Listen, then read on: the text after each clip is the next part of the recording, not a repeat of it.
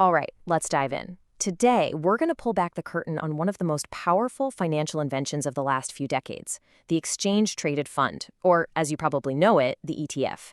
This thing has completely changed the game for millions of investors. So let's just start with a simple question for you. Imagine you wanted to own a piece of the entire US stock market, the 500 biggest companies. How on earth could you do that without having to make 500 separate individual trades? Well, that exact puzzle is precisely what the ETF was so brilliantly designed to solve. So, what exactly is this thing? Let's break it down. We're going to get to the big idea in a nutshell. At its very core, an ETF is a kind of hybrid. On one hand, it's a fund, which just means it's a collection, a basket of different things like stocks or bonds or even gold. But, and this is the magic part, that entire basket gets bundled up into one single thing that you can buy and sell on a stock exchange all day long, just like you would a share of Apple or any other company. It's the diversification of a fund with the trading flexibility of a stock. Best of both worlds, really. And believe me, this isn't some niche little product. The ETF market is absolutely gigantic. As of late 2025, the total value tucked away in ETFs around the world soared past $18 trillion. To put that number in perspective, that's more than the entire yearly economic output of the European Union. It just shows you how revolutionary this idea has truly become for everyone. So, how does this all work behind the scenes? What's the secret sauce? Well, the real genius of the ETF is in this unique process of creation and redemption. This is the magic that keeps the whole system running so smoothly and so efficiently. Okay, so it all revolves around these huge financial institutions called authorized participants. We'll just call them APs. Here's how the cycle works. When the market needs more ETF shares, an AP literally goes out, buys up all the actual stocks in the ETF's recipe, and delivers that whole basket to the ETF provider. In exchange, they get a giant block of brand new ETF shares. And the whole thing works in reverse for redemptions. Now, the really critical part here is that this is an in-kind exchange. They are trading stocks for ETF shares, not cash. And that one detail, well, it changes everything. To make that a little clearer, think of it this way. The authorized participant is like a big wholesale baker.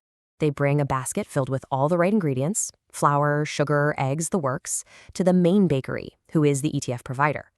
The baker then hands them back a fresh batch of bread. Those are the ETF shares, which the baker can then go sell in their own shop, which is the stock market. It's a clean swap, raw materials for the finished product. Okay, that's the mechanics. But why should you, the investor, actually care about any of this? Well, it's because that whole in-kind creation process we just talked about, it unlocks some absolutely incredible advantages. Let's see what they are. Let's put ETFs head-to-head with the old-school mutual fund. First, flexibility. With an ETF, you can trade any second the market is open, reacting to news in real time. A mutual fund? Nope. You place your order and you're stuck waiting for a single price at the end of the day. But the real game changer is tax efficiency. Because ETFs swap stocks for shares instead of selling stocks for cash, they almost never create a taxable event for their investors. Mutual funds, on the other hand, frequently have to sell stocks to pay back investors who are cashing out, and that creates a tax bill that gets passed on to everyone still in the fund. And this right here really illustrates the difference in cost. It's not even close. ETFs are just way cheaper, typically. In 2024, the average index equity ETF charged just 0.14% in fees. A comparable mutual fund, nearly 3 times as much. And over decades of investing, that difference in cost can have a massive, massive impact on how much money you end up with. And the perks just keep on coming. With a single click, boom, you get instant diversification across hundreds of different companies.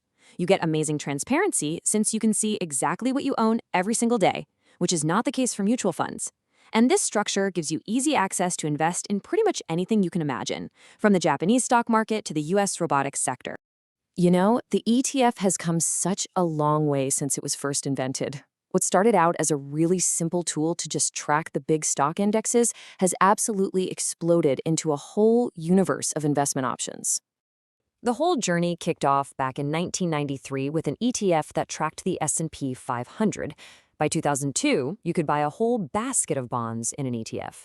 Just 2 years after that, a gold ETF made it incredibly simple to invest in precious metals. And then, fast forward to just recently, in 2024, the evolution continued with the approval of the first ETFs that hold Bitcoin directly. This timeline shows this relentless march of innovation, bringing more and more different types of investments within reach for all of us. But of course, it's not all sunshine and roses. No investment is perfect, and it's really important to have a balanced view and to understand the potential downsides that come along with all the power and flexibility of ETFs. So yeah, what's the catch? Where does this all get a little more complicated? There are really three main risks you got to be aware of. First, something called tracking error. It just means the ETF's performance might not perfectly match the index it's supposed to be tracking. Second is liquidity risk. In simple terms, when the market gets really chaotic, the gap between the buying and selling price can get wider, making it more expensive for you to trade. And finally, there's this bigger market concern called co-movement. The worry is that as ETFs get more and more popular, they start to cause all the stocks inside them to move up and down together in lockstep, which could actually reduce the very diversification that made them so appealing in the first place. When you boil it all down, though, the real power of the ETF comes back to this one simple, elegant combination. It takes the best part of a mutual fund, that diversified portfolio, and it merges it with the best part of a stock, the ability to trade it whenever you want. And that leaves us with a really big, thought-provoking question. As trillions and trillions of dollars keep pouring into these things, are they creating a more democratic, a more efficient financial system for everybody? Or by encouraging all of us to buy the exact same baskets of stocks, are they actually making the market more uniform, more prone to herd behavior? It's the central debate around one of the most important financial innovations of our lifetime.